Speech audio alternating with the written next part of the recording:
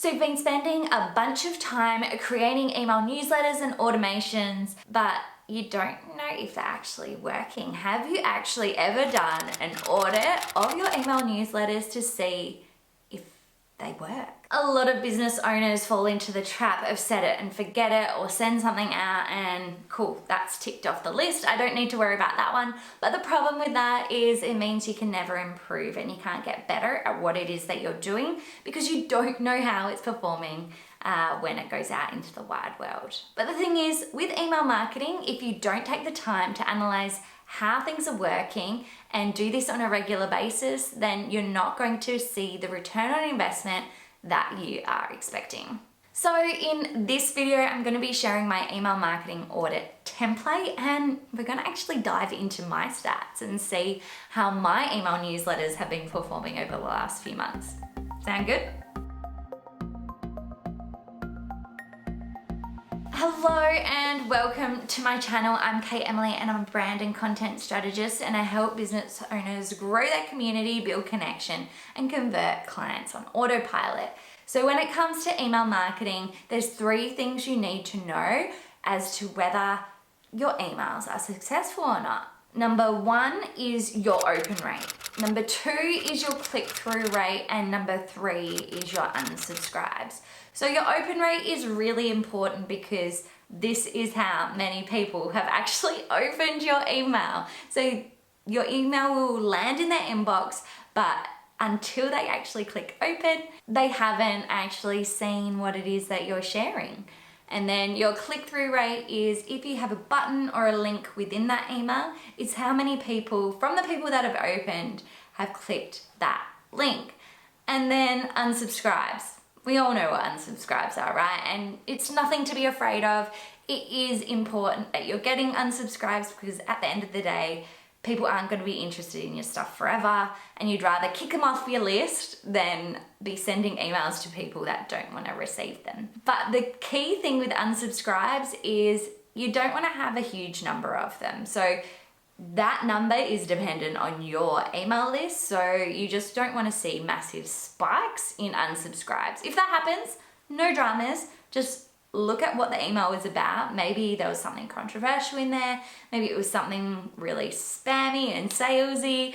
Have a look what the content was about and work out whether this message really aligns to who you are as a business owner or whether it was a bit of a mistake. Mistakes are totally fine so long as you learn from them. Alrighty, so we're gonna dive into my email marketing audit spreadsheet now.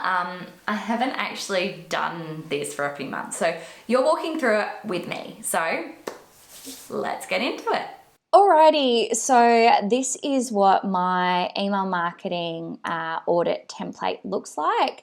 It's basically just a spreadsheet. I use Airtable, I use their free version. I just like the way that I can organize different spreadsheets. I've got a couple of different things in here for email marketing specifically. I have one for my Facebook group, I have one for Instagram, I have one for YouTube, etc.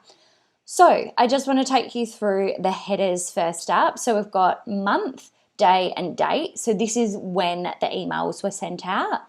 Campaign details. This is just a little note for me. Basically, so I know off the top of my head what that email was about. Link to email. So the email marketing provider I use is Flowdesk, and they allow you to put a link, which is really nice because when you're reviewing emails later on, I don't have to then go into Flowdesk to find that email. I can just click on the link and it will show me what it looks like. So I'll just show you what I mean. So this was the email that was sent. Makes it really easy.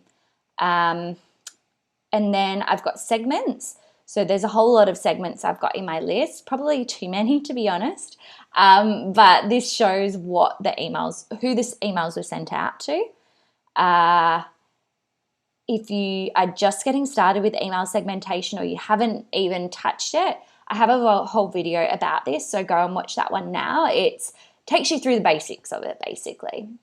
So then I have how many emails were sent, so depending on which segment I send it to, so my entire list at the time was this many, but if I'm just sending out to a specific segment, it's a different number of people. Then we've got subject line 1 and subject line 2. So with the platform I use, there's the ability to resend to unopens. So what this means is that when I send out an email campaign to people, then if they don't open it, I can send it in a couple of days with a different subject line, hopefully boosting my open rate. So the first subject lines are here, and then I also add the time. You don't need to do this, but I like to do it because when I'm reviewing it at the end of the quarter or the maybe 6-month mark or even at the yearly mark, I can work out or kind of start to see some trends around the times I send out emails and their open rates. Maybe there's a correlation, maybe there's not. My audience is global, so it's quite tricky for me to pinpoint the best time to send out an email newsletter because it's not specific to, a particular time zone. But depending on your business, you may be more of a local business, so time zones would be really easy to work out. I have a whole video about trying to figure out what the best time is to send your emails. So go and watch that one if that is of interest to you. Then I've got the good stuff. So we've got open rates, click-through rates, and unsubscribe. So these are the 3 things that I measure in my email marketing. So yes, I get unsubscribes. Don't be afraid of them. They happen. Everybody's going to get them. It's actually a good thing. It means people aren't receiving emails that don't want to receive them. So we've got my open rate with a bracket. So this bracket is how many additional people open that email because I sent out the email again with a different subject line. So this is the total, and that's just showing me how many additional people I saw. So depending on the email shows, so my open rate is generally between, I had a really low one here, but 30% to 40%, which is reasonably high for my industry. So if you want to look up industry open rates, you can just search that on Google. And then click-through rates. So these probably need to boost a little bit, to be honest. 1% to 2% is really my average. This one had 3.6%, which is huge. So what was that email? Yeah, so I sent it to a specific group of people who were all interested in email marketing. And it was about, what was it about? Survey, yeah. So that was the reason why that had a really high click-through rate, because people were actually helping me out and clicking through to that survey rather than just clicking to another piece of content like a YouTube video or something like that. So as you can see, the last email I recorded in here was the 15th of February. It's now the 4th of May, so I've got a little bit of work to do. I will power through this. So what I do is in Flowdesk, I just jump on here, and the cool thing about Flowdesk is your stats are really, really simple to see. So I can easily see how many people were sent it, how many opens I had, and the click-through rates. So not all of these have I sent out multiple times, so 2 times, with a different subject line. Some of these I've just sent out once. These ones here were part of a launch campaign regarding my new course, my effortless email marketing course. So that's why I've only sent them out once, because they were receiving an email every day. So if I sent them out the email that they didn't open a day later or 2 days later, it just would have been crazy. They would have been bombarded with way too many emails. But for more of my broadcast style emails, I send out multiple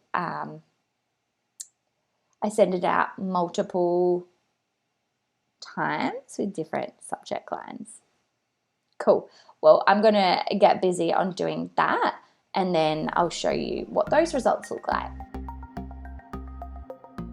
Okay, so I've updated this spreadsheet from March through to April.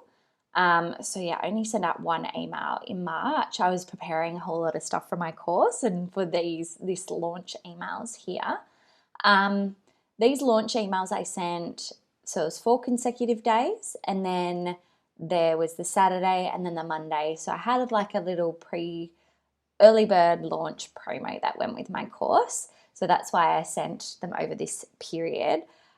Interesting to note that my subscriber change from my latest video, which was sent, my latest email, that was sent last week, compared to prior to my launch, I actually lost like 50 people off my list, which is okay. Like, obviously with a launch, I'm selling something, but during this launch phase, there were people were unsubscribing, but then people were also subscribing to my list as well. What's really cool is I was looking at the unsubscribes, which is down here. One day I had 0 unsubscribes, but then on the last day of the promo, I had 11. So you never know what people are going to do from that perspective. But to look at the open rates, again, the open rates were lower than what I usually expect. But in saying that, I was only sending these emails out once as well. And the way that I wrote these emails was I was linking to previous emails. So each email kind of flowed on from one another. So say you got to email 4, you could actually look back at all the other emails, but just by clicking the link, which I showed you before, like this link to email, rather than actually having to open it. So that may have been why, but also, yeah, I think just sending them consecutively is just going to decrease the open rate. Also, the click-through rate was quite low at the start, just because I didn't really have anything to click through to. That wasn't the purpose of these emails. This one and this one were the sales push, basically. So that's why they've got a higher open rate than these ones. Regarding subject lines, so I tried a few different things which I haven't tried before. So because I had 4 consecutive emails together, I wanted to group them in like a 4-part series, so make it really obvious to my subscriber that this is what was coming through. So if they were interested, they would look out for it, or if they weren't interested, maybe they'd just skip past it. So there's those 4 emails, and then the last 2 emails I sent were just something a bit different. We had a question.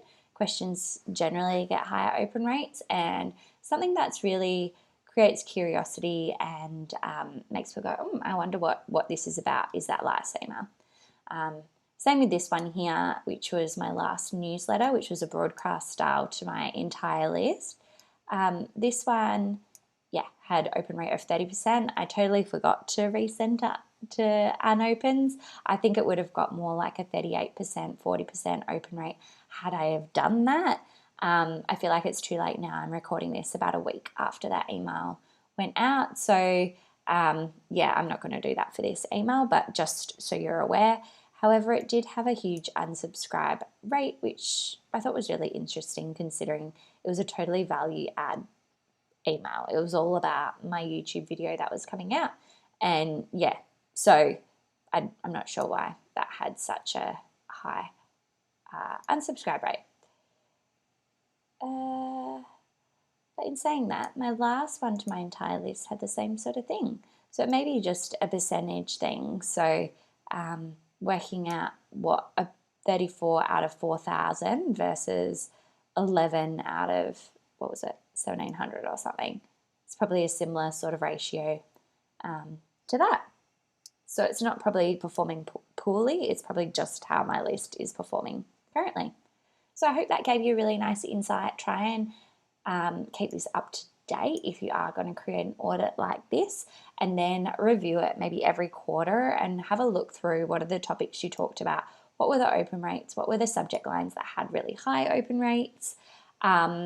And what are things that you can start doing more of? Maybe emojis work really well for your audience, or maybe questions, or something that's using their first. So when I've got first name, that's actually a field that's personalized in my email marketing provider. So it means that it will say, so Kate, what do you do for a living? Basically. So maybe that works really well for your list. Experiment, try new things, and use this as a way of really working out what works for your audience and how you can improve.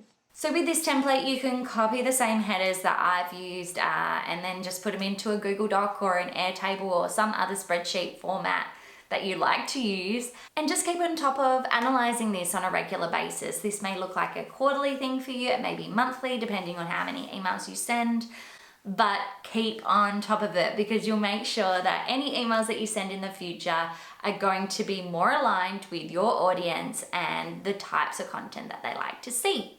So I hope you love this one. If you did, give it a thumbs up and consider subscribing to my channel if you are new here. So if you love this video, you're going to want to know how to design your email to get better engagement, better open rates, better click-through rates, all that jazz, then go and watch my video, which features 5 email newsletter design tips. So I hope you find that one super valuable, and I'll see you back here next time with another video I know you're going to love. So until then, bye for now.